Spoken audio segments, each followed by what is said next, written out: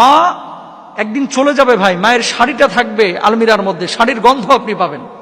মায়ের ওই যে সুপারি কাটা মেশিনটা থাকবে, মায়ের পানের বাটাটা পড়ে থাকবে, মায়ের চশমাটা পড়ে থাকবে, মায়ের ব্যবহৃত জিনিসপত্র পড়ে থাকবে। মা থাকবে না, বাবা থাকবে না। ছোট্ট বাচ্চার যে অনুভূতিটা, অনেককেই কিন্তু কাঁদিয়েছে। আলহামদুলিল্লাহ, আমার মা আছে, এটাই বেশি। আমি আমার মাকে পেয়ে আমি খুশি। সবকিছু হারিয়ে যায়, কিন্তু মাকে আমি হারাতে চাই না। হাসবো আমার মা বাচ্চা আছে, এটাই বেশি। সবকিছু পুরা যাক, আমার মা তো আছে। চিন্তা করেন, এরকম একটা কথা, কত দামি ওজনের একটা কথা। এই সপ্তাহে যতগুলো বিষয় সামনে এসেছে, একটা বিষয় আমাকে খুব বেশি নাড়া দিয়েছে। সেটি হচ্ছে, ঘর পুড়ে গিয়েছিল, এক বাচ্চাকে সাংবাদিকরা জিজ্ঞেস করেছে যে বাড়িঘর যে পুড়ে গেছে, তুমি কষ্ট পাও নাই? সে বাচ্চাটা জবাব দিয়েছিল, এটা নিয়ে বড় বড় ইসলামিক স্কলাররাও কিন্তু পোস্ট করেছেন। এখানে একটা বড় শিখার বিষয় আছে। বাচ্চাটা জবাব দিয়েছে কি, আমার সব কিছু পুড়ে গিয়েছে, আমার মা তো আছে, আলহামদুলিল্লাহ, আমার মা আছে, এটাই বেশি। আমি আমার মাকে পেয়ে আমি খুশি। সবকিছু হারিয়ে যায়, কিন্তু মাকে আমি হারাতে চাই না, হারাতে পারি না। মানে তার যে অনুভূতিটা, এই অনুভূতিটা, মানুষটা ছোট, এটাকে যদি ব্যাখ্যা করেন তাহলে বড় তাফসির বা বড় ব্যাখ্যা, বড় একটা কিতাব লেখা যাবে।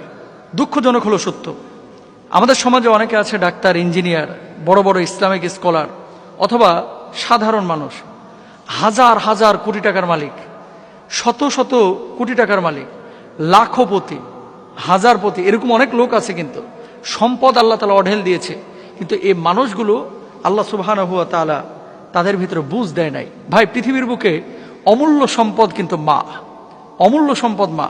এর চাইতে দামি কোনো সম্পদ হতে পারে না এই পৃথিবীর বুকে। মা এমন এক সম্পদ, এই ছোট্ট বাচ্চাটি বুঝেছে।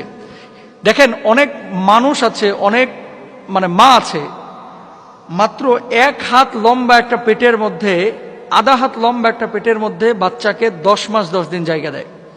কিন্তু সন্তান বড় হওয়ার পরে 2 তলা বিল্ডিং করে, 5 তলা বিল্ডিং করে, সন্তান 2000-2500 স্কোয়ার ফিটের ফ্ল্যাট কিনে, আধা হাত লম্বা পেটের মধ্যে মা জায়গা দেয়, কিন্তু সন্তানের 2 তলা 2.5 তলা বিল্ডিং এর মধ্যে অনেক সময় সন্তান তার মাকে জায়গা দিতে চায় না।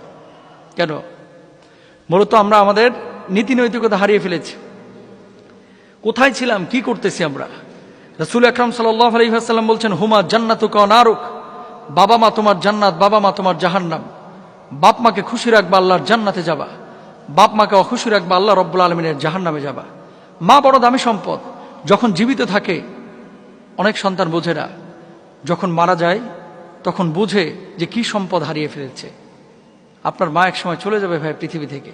এই ছোট্ট বাচ্চাটা, তার যে অনুভূতিটা, এই অনুভূতিটা অনেক প্রাপ্তবয়স্ক পুরুষ বোঝে না, অনেক শিল্পপতি বোঝে না, অনেক অনার্স মাস্টার্স করা শিক্ষিত ছেলেরা বোঝে না, অনেক মেয়েরা বোঝে না।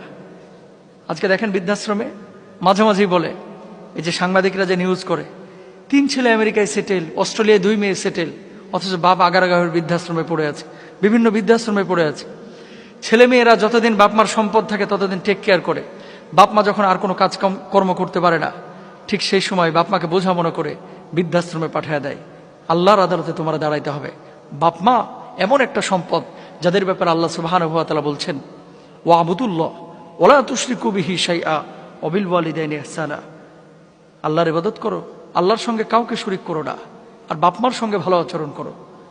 মা একদিন চলে যাবে ভাই, মায়ের শাড়িটা থাকবে আলমিরার মধ্যে, শাড়ির গন্ধ আপনি পাবেন। মায়ের ওই যে সুপারি কাটা মেশিনটা থাকবে, মায়ের পানের বাটাটা পড়ে থাকবে, মায়ের চশমাটা পড়ে থাকবে, মায়ের ব্যবহৃত জিনিসপত্র পড়ে থাকবে। মা থাকবে না, বাবা থাকবে না। ছোট্ট বাচ্চার যে অনুভূতিটা, অনেককেই কিন্তু কাঁদিয়েছে, এবং আমাদেরকেও কাঁদিয়েছে। আমাদের ভিতরেও একটা জাগরণ তৈরি করেছে, এবং আমাদের ভিতরেও একটা স্পৃহা তৈরি করেছে যে আসলে বললোটা কি, সে কি কাজটা সে করলো, কি কাজটা সে করলো। এমন কাজ, এরকম চেতনা, এরকম একটা সুস্থ মস্তিষ্কের কথা এতটুকু একটা বাচ্চা কিভাবে বলতে পারে? তার মানে মা তাকে শিখিয়েছে। এই মা তাকে শিখিয়েছে বিধায় সে শিখেছে, হুমা জান্নাতুকা ওয়া নারুক, বাবা মা তোমার জান্নাত, বাবা মা তোমার জাহান্নাম। বাপ মাকে খুশি রাখেন। বাপ মার পেছনে খরচ করে পৃথিবীর কোনো মানুষ কিন্তু ফকির হয় নাই। আজকে ইন্টারমিডিয়েট পড়ে, অনার্সে পড়তেছে, অনেক সময় বাপ মার সঙ্গে রূঢ় আচরণ করে। কেন রে ভাই, কেন? খারাপ, বড্ড খারাপ। নামাজ পড়লে যেমন আল্লাহ সওয়াব দেয়, বাপ মার খেদমত করলে তেমনি সওয়াব দেয়। নামাজ না পড়লে যেমন আল্লাহ গুনাহ দেয়, বাপ মার খেদমত না করলে তেমনই গুনাহ দেয়। বাপ মার অবাধ্য হওয়া এটা কোনো সন্তানের জন্য জায়েজ নাই। যুদ্ধের ময়দান আল্লাহ রাসূল সাল্লাল্লাহু আলাইহি ওয়াসাল্লাম সাহাবীদেরকে পারমিশন দিচ্ছেন, তুমি যাও, তুমি যাও, তুমি যাও। শেষে একজন যুবক দাঁড়ানো, ইয়া রাসূলুল্লাহ আমিও যাইতে চাই। কয়, ঘরে না বুড়িমা আছে, তুই তোর বুড়িমার খেদমত কর।